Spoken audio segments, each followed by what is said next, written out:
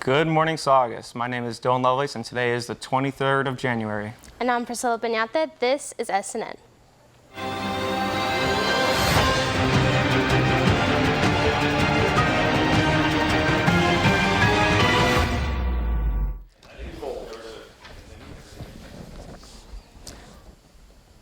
For today's fact of the day, we thought we'd tell you about National Handwriting Day. National Handwriting Day was established in 1977 by the writing instrument manufacturers to promote the consumption of pens, pencils, and paper. January 23rd was also chosen to celebrate John Hancock, the first person to hand sign the Declaration of Independence. We can celebrate National Handwriting Day in various ways, such as starting a journal to write down our thoughts, sending a handwritten letter to a family member or friend, writing a to-do list, or complimenting someone with a handwritten sticky note. All of these things can be done without your phone. National Handwriting Day is celebrated annually on January 23rd to celebrate the lost art of handwriting. It encourages us to put pen to paper and write out our thoughts and explore the purity and power of handwriting. It also forces the body and mind to slow down and resynchronize. Please stand for the flag salute. Please stand. Place your right hand over your heart. Ready, begin. I pledge allegiance to the flag of the United States of America and to the republic for which it stands, one nation, under God, indivisible, with liberty and justice for all. You may now be seated. If you're interested in joining National Honor Society, there will be an informational meeting today at lunch in room H803. Seniors, the National Pan-Hellenic Conference is awarding college scholarships of $2,000 to high school senior women. Applications are due March 9th and can be found on the 2025 Senior Google Classroom. The Saugus High School Mandarin program will be hosting the 2025 Lunar New Year Festival tomorrow from 5 to 8 p.m. in room M1306 and M1307. Entry is free for all Saugus students and families. Congratulations to Saugus High School's representative to the 2025 California American Legion Boys and Girls State, SNN's own Cardin Watson. SNN is extremely proud of you, and we hope you enjoy your time in Sacramento. Yay, Cardin. CSF applications are now open for all grades. All CSF members must reapply each semester. For returning members, applications can be found in the CSF Google Classroom. If you're interested in applying for CSF for the first time, there will be a lunch meeting today and tomorrow in the room X2411. Now let's go to Mr. Lapata and Coach Russell with this week's Athletic Director's Minute.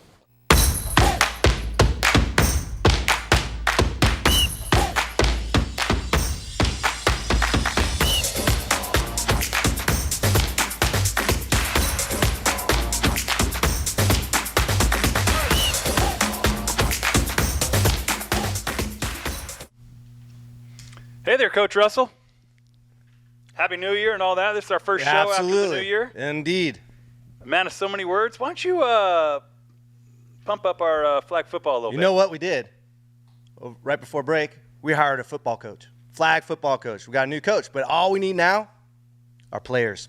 So if you're interested in playing girls flag football, 2 weeks from today, February 6th, in P1604, that's with the M. Russell. She'll be telling you the information that you need.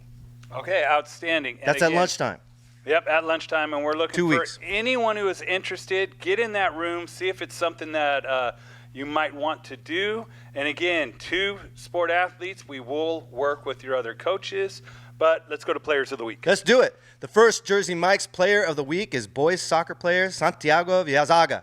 Santiago scored 4 goals against Castaic on Tuesday and 1 goal against Canyon on Thursday last week. Santiago is a dangerous offensive force for the team with his creativity and strong shot. Coach Russell, you're fired up today. I'm fired up. All right, the next Jersey Mike's – that was a bad pun. All right, the next Jersey Mike's Player of the Week is varsity girls soccer player Juliana Momary. Juliana played really well in both her games last week. She's been running the midfield, and she led the team as well as being a captain. Great job, young lady. The next Jersey Mike's Player of the Week is Rachel Correa. Rachel has really dedicated herself to being a leader on the court and in practice. She has been playing great basketball and a major piece for Saugus, winning 12 of our last 13 games, averaging 18 points, 9 rebounds, and 3 blocks per game. All right, that's awesome. And the last Jersey Mike's Player of the Week is varsity boys basketball player Braden Harmon. Braden, in the past 3 games, averaged 21 points with 7 rebounds per game. Additionally, he's had the task of guarding the opposing team's best player and has done a great job. He's been a big part of our team's recent success. Great job to those 4 athletes. Again, I mentioned it is the new year. So do you have any idea what a Spider's New Year's resolution is? Not a Spiders. Stay off the web. Put those phones down. They're dream killers. They are dream killers. All right, with that being said, let's get back to our anchors.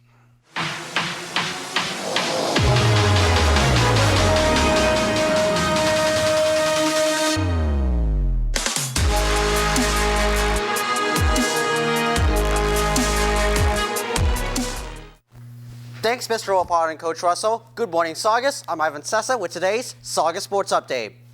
I'm back. Do you miss me? I sure missed you. I was gone for the last 4 days. Today, boys soccer plays West Ranch at West Ranch. Frosh plays at 3:15, varsity plays at 5, and JV plays at 6:30. Girls soccer plays West Ranch at Saugus. Varsity plays at 5, and JV plays at 6:30. Tomorrow, boys basketball plays West Ranch at West Ranch. JV plays at 3:30, Frosh plays at 5, and varsity plays at 6:30. Girls basketball also plays West Ranch at West Ranch. JV plays at 3:30, and varsity plays at 5. Good luck to our Centurion athletes. If you're interested in playing girls flag football in the upcoming fall semester, there will be an information meeting at lunch on Thursday, February 6th at room P1604. That's all for me. Let's be honest. Let's be clear. As we know, about last night, our prayers and thoughts will be given to all of us and our wonderful thoughts for Hughes Fire. Our prayers and thoughts will be given. To Delilah Butler, if you're seeing this, if you saw me in the fall semester, thank you. The question of whenever or not phones should be allowed in school has sparked a lot of debate. Let's go to Holden Smith with more.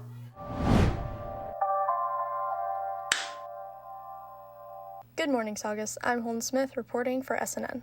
With cell phone usage becoming an overwhelming problem within classrooms, the district has been trying to enforce a device ban. However, with different teaching styles, cell phones still remain a problem in classrooms.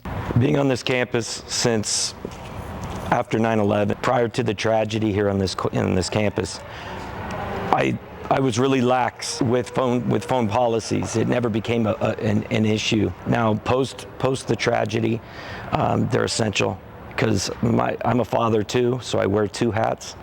As a teacher, they're a burden. They hinder the learning environment. I do think that the school's phone policy is appropriate for the school. And the reason being is because on the policy contract that parents and I believe students also sign it, is that it states that you should be following the teacher's phone policies in the classroom. And I'm not against the policy. I don't necessarily know if it should be during brunch and lunch. It's all based on the teacher's classroom management. If you have a rapport with the students and they respect you, cell phones shouldn't be an issue. In my classroom specifically, I have seen it can be distracting. However, only distracting if, again, is not regulated in the classroom. And instead of getting Chromebooks, we all have access to the internet with their iPhones, and it's more efficient. I have no problem with them using their phones when it comes to research. We survived without cell phones in the past, so I think it could happen again. It will take some practice and training. However, because it's been for so many years that we as society have gotten used to these phones, it's going to be very difficult for everyone, not just students, but teachers too. For example, parents calling their kids to let them know, hey, there's an emergency X, Y, and Z. Or parents calling their kids hey, I need to pick you up right now. And same goes for teachers and adults. But in the classroom, if it becomes an issue, which it can, then yes, again, classroom management. If we didn't have phones, I'm sure students could still be as creative out of convenience. It is nice to have phones when it comes to having students express themselves in their projects. But in the 21st century, 2024, cell phones aren't the future, they're now. And ultimately, I think they need to be worked into the educational system, not worked out. So, Saugus, should all teachers be enforcing the district's policy, or should it be up to themselves to decide what happens with cell phones within their classrooms? With that being said, I'm Holden Smith reporting for SNN.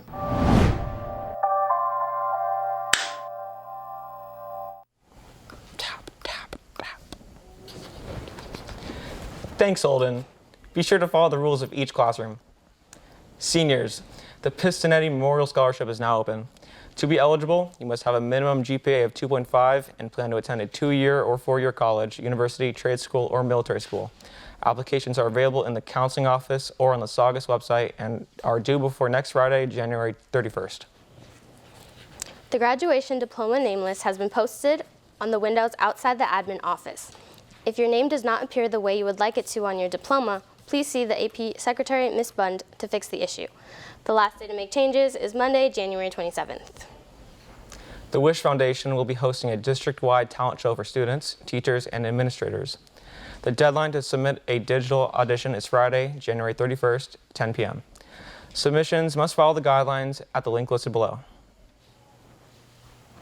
That's all for today. I'm Dillon Lovelace. Stay tuned for SNN Radio and Saugus Today. And I'm Priscilla Penate. Have a great day, and we'll see you tomorrow.